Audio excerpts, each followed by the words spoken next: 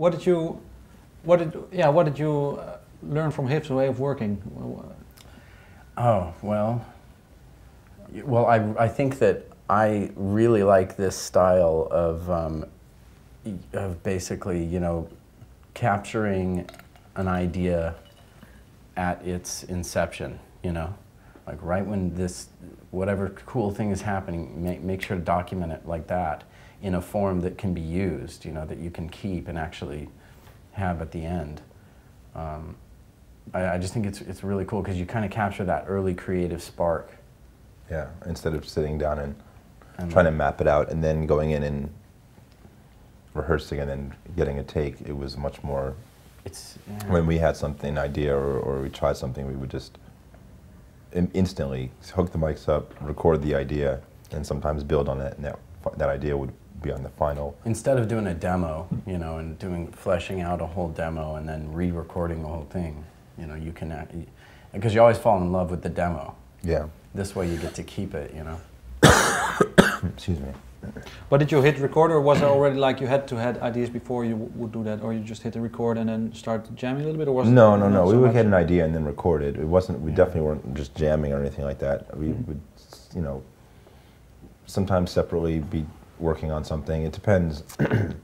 Sometimes we would both be looking for a new place to go in a song, and we would each go on a different instrument and start working it out. He might try something on the guitar, and I'd be in the other room trying something on the piano, and then one of us would go, "Oh, I got it," and then come in and listen, like, yeah, that's it, or I'd say, I got it, he'd come in and he'd go, no, and then like, okay, and then I'd go in and see what he had.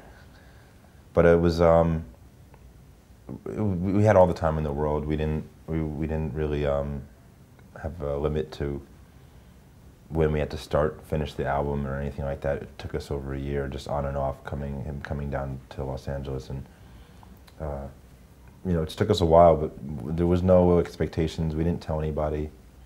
Was that because of that? Maybe to keep the pressure low for yourselves? Or? Yeah, because I don't think that.